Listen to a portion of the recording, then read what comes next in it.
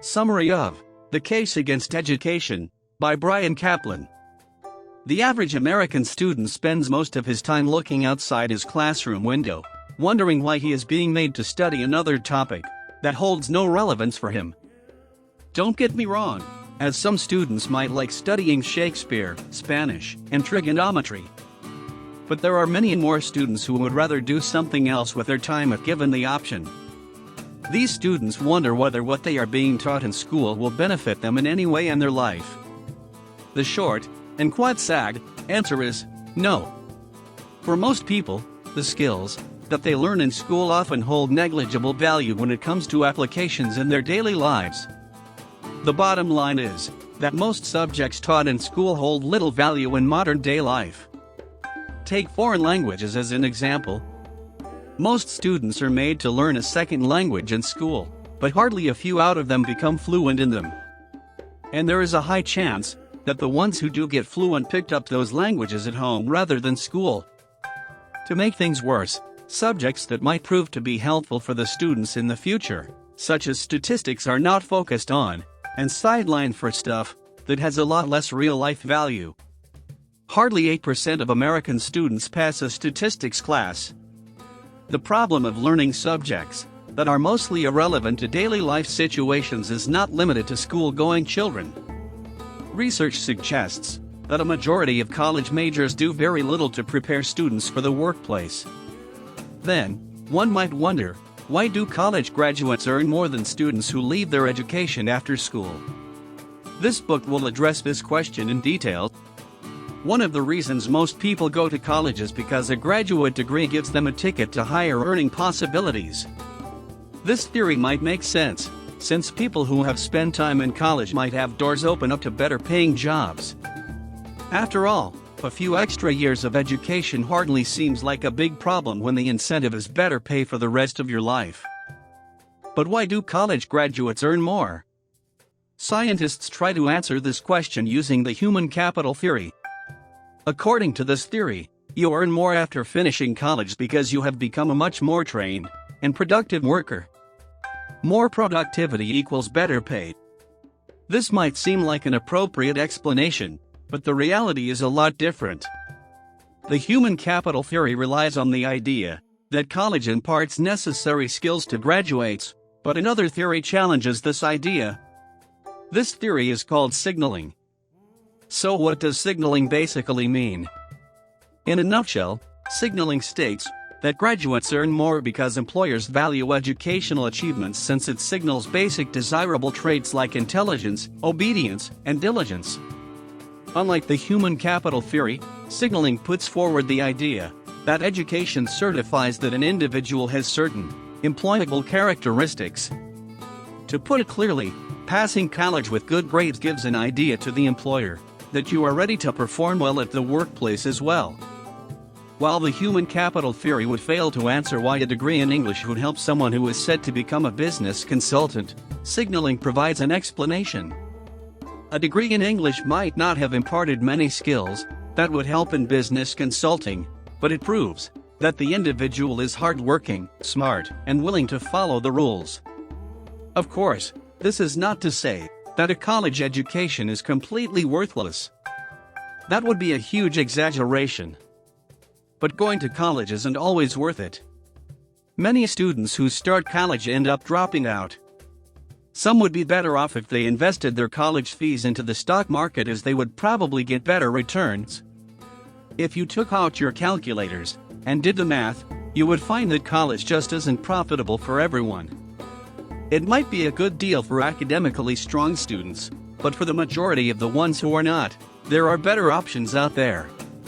So even if education is not always positive on a personal level, maybe if we look at the larger picture, we would be able to give it some merit.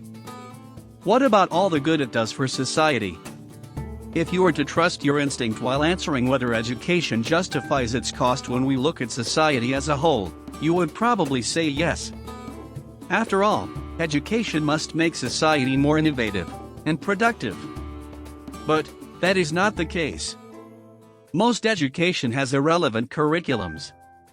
Most of the money spent on education barely does society any good. Signaling which basically says that the role of education is to verify employable traits, explains why investing in education is not as good for society as you might think. According to signaling, a job applicant with a college degree has more employable traits than someone with a high school degree, no matter the subject he graduated in. The problem occurs when more and more people start getting degrees, and just like money, over time, it leads to a kind of inflation where the degree loses the value it once had. With more and more people graduating, employers start looking for an advanced master's degree for a job where they would hire someone with a bachelor's degree before. Jobs where a high school diploma would have been enough would start demanding a graduate's degree. We fund this inflation every time we pay for education. The skills you learn cannot justify the cost, and the benefit to society is practically non-existent. Numerous studies have failed to prove that education plays a significant role in improving the living standards of people. Educators sometimes counter this argument by stating that although educating the youth is a hard process, the monetary costs are huge, and it always does not make much sense financially, but education can be a process that nourishes the soul. This argument, that education can be a soul-nourishing process, is quite easy to discard.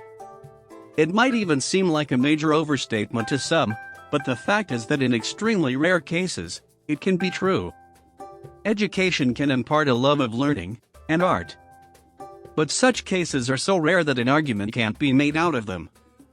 So education isn't all that it is made out to be.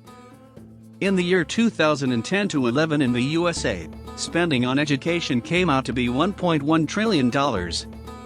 This has not taken into consideration the monetary value of the countless hours students could have used somewhere much more productively, that they spent studying subjects that bored them to death and provided hardly any real-life value. So is there something that we can do to lower these astronomical costs? The answer is, we can, but the idea that education matters at all costs will make it quite a challenging task to pursue. The reforms that could be made at the high school level include dropping subjects that hold negligible value in the modern world, and the ones that students forget as soon as the examination period ends. At the college level, we could stop subsidizing education with the taxpayers' money. With education becoming more expensive, probably some people would opt out of it, which is exactly what is needed to reduce credential inflation. Another idea that could be inculcated is the inclusion of vocational training in the curriculum. Vocational training is a type of hands-on education that helps students develop specific skills through practical training. In other words, it helps students develop workplace-relevant skills through a learn-by-doing approach. According to the author, the best type of vocational training is normal work, and children should be encouraged to find work. Child labor laws should be amended to fit this proposition, which often shocks people. After all, aren't these laws in place to protect children from exploitation? The truth is that in some circumstances, these laws do help, but sending a child into the workforce with years of experience is much better than pushing him out there to face the world straight out of school. To sum up, education isn't nearly as beneficial as it is made out to be. A huge part of what we study provides no real value in the job market except to serve as a status upgrade, which will get harder and harder to acquire as more and more people start opting for education, which will lead to credential inflation. Although some simple reforms could be made to tackle these problems, not much can be done without the political will for it, which currently does not exist.